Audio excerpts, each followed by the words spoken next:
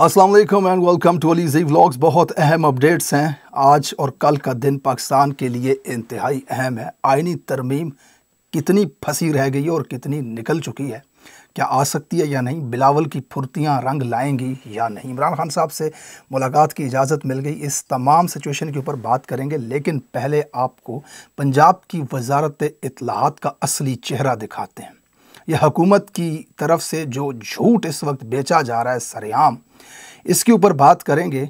अज़मा बुखारी जो वज़ीर इत्तलाआत हैं इस वक्त, यानी कि कौम को, मुआशरे को, सोसाइटी को, पंजाब को इत्तलाआत देती हैं हुकूमत की तरफ से, वो कितनी झूठी हैं, कितनी मुनाफ़कत करती हैं और किस कदर बचगाना प्रोपेगेंडा होता है उनका, क्या सच्चाई होती है उनकी बातों में, ज़रा मैं आपको दिखाता हूँ। उन्होंने कल एक स्क्रीनशॉट शेयर किया। वो स्क्रीनशॉट बताया जा रहा है कि पीटीआई की किसी ग्रुप चैट को लीक किया गया है। अब उसमें आप ज़रा गौर से देखेंगे तो अज़मा साहिबा लिखती हैं, चलो भाई शुरू हो जाओ, आम बच्चों को बाहर बैठकर फसाद के काम पर लगाओ, स्टूडेंट्स को आगे लगाओ, इनकी वीडियोस बनाकर इनकलाब लाने की कोशिश करो, खुद सारे बाहर बैठे हैं और हमारे बच्चे इनके वालिदैन रोल रहे हैं, सियासी गिद्ध और क्या होते हैं। उसके बाद उन्होंने एक स्क्रीनशॉट शेयर किया। उस स्क्रीनशॉट को ये बताने की कोशिश की कि ये पीटीआई की जो लीडरशिप है या पीटीआई के जो लोग हैं ये ग्रुप में चैट कर रहे हैं। अब उस स्क्रीनशॉट में ऊपर ग्रुप का नाम है लेटेस्ट अपडेट, उसमें अज़हर मशवानी ऑफिशियल के नाम से एक नंबर सेव है। ऑफिशियल का बाय द वे स्पेलिंग गलत लिखा हुआ है, ठीक है। उसमें वो लिखते हैं कि शहबाज गिल हैं, शहबाज गिल की तरफ से लिखा गया, देखते हैं फॉर्म 47 वाली हुकूमत कैसे आज स्टूडेंट को रोकती है। आगे अज़हर मशवानी साहब लिखते हैं, सबको के टास्क का पता है, बस कोई लेट ना हो। फिर आगे से शहबाज भाई, everything is align, already in touch with journalists, you will see today.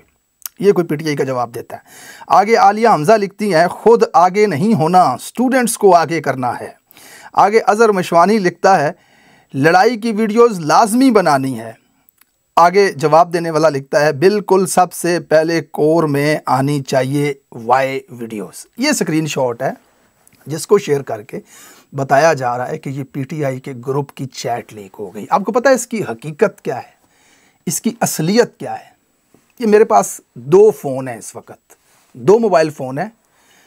अब जो नंबर इसमें डला हुआ है और इस मोबाइल के अंदर जो मैंने सेव किया हुआ है, उसका नाम चेंज करके मैं मियाँ नवाज शरीफ लिख देता हूँ यहाँ व्हाट्सएप पे, और जो नंबर यहाँ इस मोबाइल में सेव है, इसके अंदर यूज़ हो रहा है, उसका चेंज करके मैं अज़मा बुखारी साहिबा लिख देता हूँ, ठीक है। और व्हाट्सएप की डीपी को चेंज कर देता हूँ। मैंने नंबर दोनों के चेंज कर दिए और व्हाट्सएप की जो डीपी है उसको मैं चेंज करता हूँ, सही है। अब जनाब मियाँ नवाज शरीफ अज़मा बुखारी को मैसेज करेंगे, उनको लिखेंगे, जो लोग आपको ट्विटर पर बोल रहे हैं खुदा का खौफ करो, झूठ मत बोलो, उनके प्रेशर में नहीं आना, इनमें से किसी ने खुदा को नहीं देखा, सेंड। नवाज शरीफ की जानिब से अज़मा बुखारी को मैसेज भेज दिया गया है, यानी कि जो लोग ट्विटर पे खुदा का खौफ तुम्हें याद करवा रहे हैं उनसे नहीं डरना, इनमें से किसी ने खुदा को नहीं देखा, झूठ बोलती रहो। अब जनाब अज़मा बुखारी साहब रिप्लाई करती हैं जी, ठीक है। अज़मा बुखारी साहब का जवाब क्या आता है? अज़मा बुखारी साहिबा लिखती हैं, मियाँ साहब, जब मेरे वालिद ने रेमंड डेविस का केस लिया था मैं तभी समझ गई थी, वोट को इज़्ज़त दो। ये मियाँ साहब और अज़मा बुखारी की कन्वर्सेशन देखें ज़रा आप। लीक हो गया जी, लीक हो गया, व्हाट्सएप चैट लीक हो गई नवाज शरीफ की और अज़मा बुखारी की। लगा दो स्क्रीनशॉट पूरे सोशल मीडिया के ऊपर।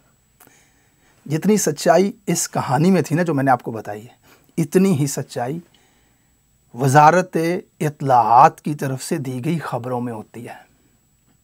जिस सच्चाई को इन्होंने अभी दिखाया आपको स्क्रीनशॉट लगा करके कि पीटीआई की कोर कमेटी के मेंबरान जो हैं वो ये बातें कर रहे हैं आपस में, जो सच इसमें है ना, यही सच मरीम नवाज़ की प्रेस कॉन्फ्रेंस में था, यही सच वजारत इत्तलाआत इस वक्त दे रही है कि पंजाब के मामले में क्या हुआ है। अच्छा, ये सिर्फ आपको कल की खबर दे रहा हूं मैं, एक दिन का झूठ आपको बता रहा हूं।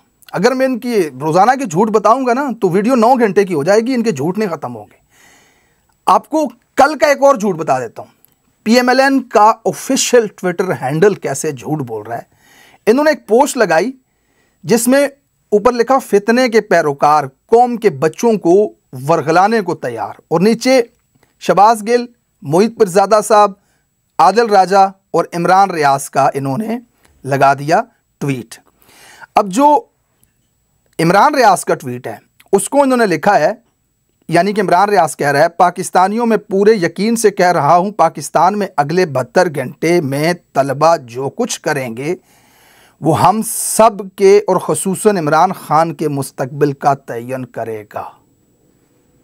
ये इन्होंने इमरान रियाज से मंसूब करके लिखा कि अगले 72 घंटे में जो कुछ तलबा करेंगे वो इमरान खान और पाकिस्तानियों के मुस्तकबिल का तयन करेगा। अब सच्चाई में आपको दिखाता हूँ।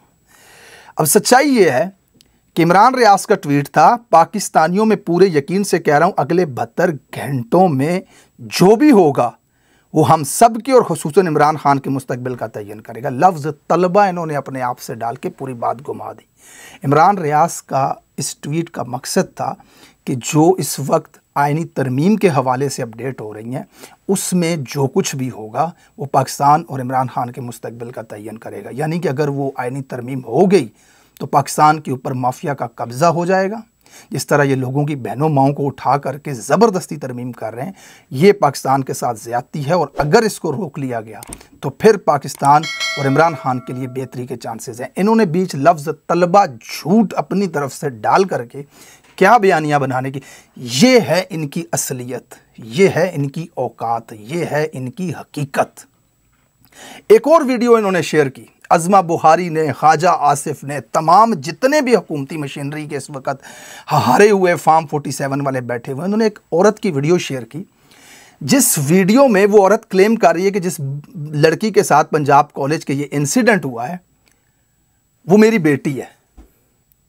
और आगे जाकर के वो पूरी वीडियो अगर आप देखेंगे तो वो एक टिकटॉकर हैं, कोई भी खातून है, हम नहीं जानते, किसी को नहीं पता वो कौन है। उसने ये वीडियो बना करके शुरू में ये कहा, ये प्रिटेंड किया कि वो मेरी बेटी है, और आखिर तक आप वीडियो को देखेंगे तो वो एक मैसेज देने की कोशिश कर रही है कि आप तमाम पाकिस्तानी ख़वातीन को ये मैसेज बनाना चाहिए कि वो मेरी बेटी है। इसमें कोई बेइज्जती वाली बात नहीं है। अगर किसी के साथ ज़्यादती हुई है या किसी के साथ ये इंसिडेंट हुआ है, उसको मरियम आके कहती है कि वो पाक साफ़ है, यानी कि जिनके साथ ज़्यादतियाँ हुई हैं वो नापाक होती हैं, अल्लाह माफ़ करे। तो इस नैरेटिव को ख़त्म करना है। हमने ये कहना है कि वो हमारी बेटी है, यानी कि ताकि ख़वातीन को कम से कम इस तरह का कोई मसला उनके साथ हो तो उन्हें शर्म महसूस ना हो, मुआशरे के खौफ और डर से वो सच को ना छुपाएं। अस्सलाम वालेकुम। जिस बच्ची हुआ वो मेरी बेटी थी। मैं सुबह उसे वैन पे बिठा के आई, तो मैं हर उस माँ से रिक्वेस्ट करूंगी कि वो एक वीडियोस बनाए, क्योंकि वो किसी की भी बेटी हो सकती थी, वो मेरी बेटी हो सकती थी, वो आपकी बेटी हो सकती है, वो किसी की भी बेटी हो सकती है। अब इस वीडियो को उठा करके काट के आगे से उन्होंने ये प्रेजेंट किया, ख्वाजा आसिफ, अज़मा बुखारी, उमर चीमा जैसे थथे सहाफ़ी, निठल्ले, दंदपजे, इन सब ने आकर के ये बताने की कोशिश की, ये देखें जी ये नकली औरत आकर के झूठा दावा कर रही है, इसको पकड़ लो। ये वजारत इत्तलाआत है। ये झूठ का गंदा धंधा हो रहा है, नापाक धंधा इस वक्त पाकिस्तान के अंदर पंजाब हुकूमत से और फार्म 47 की इस गवर्नमेंट से। ये मैं आपको दिखा रहा हूँ इनके हकाइक। एक दिन के झूठ मैंने आपके सामने रखे हैं, सिर्फ कुछ घंटों के अंदर इस तरीके से गज़बनाक किस्म के, बेहुदा किस्म के, गंदे किस्म के झूठ ये बोलते हैं। लोगों की आंखों पे हाथ रख के झूठ बोलते हैं। कौवे को सफ़ेद कहते हैं, दिन को रात कहते हैं। अल्लाह का अजाब नाजिल हो इनके ऊपर। कितने झूठे, कितने मुनाफिक लोग हैं ये। अच्छा, बड़ी इंटरेस्टिंग अपडेट तरमीम के हवाले से। आइनी तरमीम अभी तक फंसी हुई है। बिलावल की फुर्तियाँ बढ़ गई हैं, निकालने की कोशिश कर रहा है इस फंसी हुई तरमीम को। आधी रात को मौलाना के घर पहुँच गया, दिन में 4 फेरे लगा रहा है इस वक्त मौलाना फजल रहमान के घर के ही, कि किसी तरह आइनी तरमीम को हम निकालें। सिंध में जलसा किया है किसने? सिंध की वो अवाम, पूरे सिंध के लोग जिनको गाय बकरी भैंस के अलावा किसी चीज़ का नहीं पता, इसके सामने जो बैठे हुए थे वो लोग बस वो झंडे उनके हाथों में पकड़ाते हैं, बीबी खपे, ये खपे, वो खपे, उनका वही, उनको उर्दू ही नहीं आती, उनको पता ही नहीं क्या कह रहा है, लेकिन बस उनको पैसे दे करके लाया जाता है। उनके सामने चीख रहा है, सुप्रीम कोर्ट के जजेस पे तनकीद कर रहा है, बीबी का ये मिशन था, बीबी का ये ख्वाब था आईनी अदालत का क़याम, और मैं इसको पूरा करके रहूँगा। बीबी का ख्वाब पूरा कर। बीबी के कातिल नहीं पकड़े अभी तक इसने, मतलब माँ को गोली मार दी, उसको इसने कातिलों को नहीं पकड़ना। इसका बाप 2 बार सदर रहा है पाकिस्तान का, पिछले 40 साल से सिंध पे इनकी हुक्मरानी है। वो जिस बीबी की लाश दिखा करके ये वोट मांगते हैं ना लोगों से, वो इसीलिए रखी हुई है। वो कब्रें सिर्फ इसलिए हैं, तस्वीरें लगाने के लिए अपने पोस्टर्स के ऊपर कि वोट मिले मजलूमियत के। ये जाहिल लौंडा जो है इस वक्त सिंध के ऊपर काबिज, न वहाँ पे शऊर आने दे रहा है, न लोगों में तालीम आने दे रहा है। बीबी का ख्वाब पूरा करेगा। बीबी के कातिल पकड़ भाई, उसकी रूह को सुकून मिले। बेगुनाह गोली मार दी उसके सर में किसी ने। अब आप इसका मैं भुट्टो का पिलेन करूंगा, मैं बीबी का पिलेन करूंगा, खुदा के सामने जाऊंगा और कहूंगा मैंने भुट्टो का पिलेन किया है। ये कहानियां करवा रहा है। और अब इसकी कोशिश है कि इसी तरह आईनी तरमीम हो जाए। बहरहाल आईनी तरमीम की सिचुएशन कुछ यूं है, बंदे पूरे नहीं हैं, होते तो ये कर लेते, लेकिन बंदे पूरे करने की कोशिश ज़रूर कर रहे हैं। डराया धमकाया भी जा रहा है, पैसों की ऑफ़र भी की जा रही है।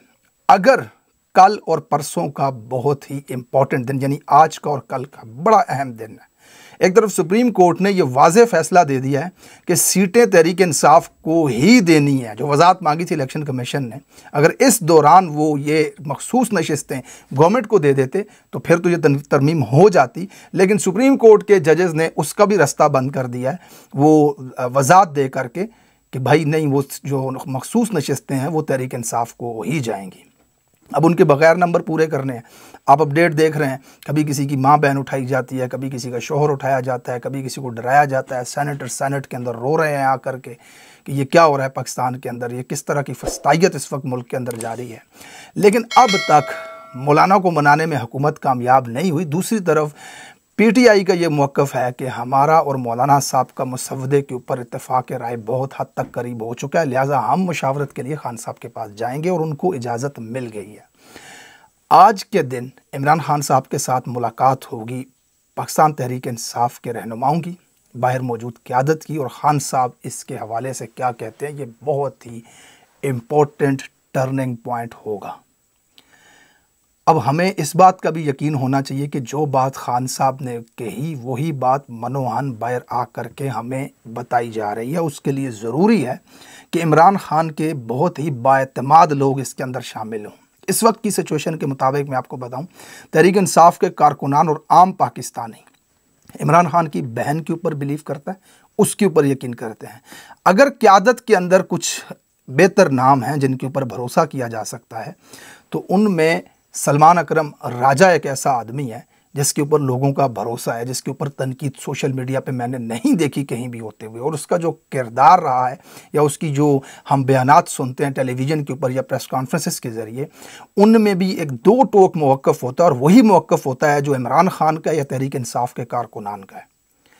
तो सलमान अकरम राजा को मैं समझता हूँ इस मुलाकात के अंदर होना बहुत ज़रूरी है। पहले तो ये अभी तक डिसाइड नहीं हुआ कि हुकूमत मुलाकात करवाएगी या नहीं। उन्होंने बोल तो दिया है कि मुलाकात की इजाज़त मिल गई है, मुलाकात सुबह होगी, लेकिन जिस तरह की झूठी रविश इस हुकूमत की 2 नंबर हुकूमत की रही है, हमेशा से इन्होंने झूठ बोला और वादे से पलटे हैं।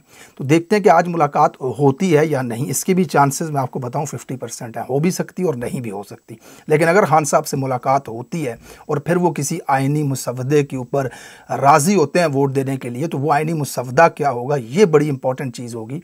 लेकिन खान साहब तो इस हुकूमत को वैलिड ही नहीं मानते। उनके नज़दीक तो ये जो हुकूमत है, ये फार्म 47 की हुकूमत है, इनके पास मैंडेट ही नहीं है आइनी तरमीम करने का या आइन के साथ छेड़छाड़ करने का। बहरहाल अगले चंद घंटों में आपके सामने मामलात मज़ीद वाज़ेह होंगे।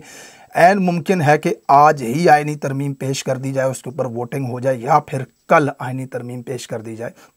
अगले 2-3 दिनों में काजी साहब रुखसत हो रहे हैं। देखते हैं, बड़ी इंटरेस्टिंग अपडेट आ रही हैं, साथ साथ आपके साथ शामिल करते रहेंगे। अब तक के हालात कुछ यूँ ही हैं। अगले वीलॉग में आपके साथ शामिल करूंगा खैबर पख्तूनख्वा के वज़रा के ग्रुप में एक लड़ाई हो गई। एक वज़ीर साहब ने बड़ा गंदा बयान दे दिया पब्लिक में आकर के, उसके ऊपर बड़ा रिएक्शन आया। किसने क्या कहा, तमाम एविडेंस आपके साथ शेयर करूंगा, स्क्रीनशॉट्स आपको दिखाऊंगा कि वहाँ पे लड़ाई क्यों हुई और क्या वजह बनी। Thank you so much for watching this vlog. अपना बहुत सारा ख्याल रखिएगा। लीजिए वीलॉग्स को सब्सक्राइब कीजिएगा। अल्लाह हाफिज़।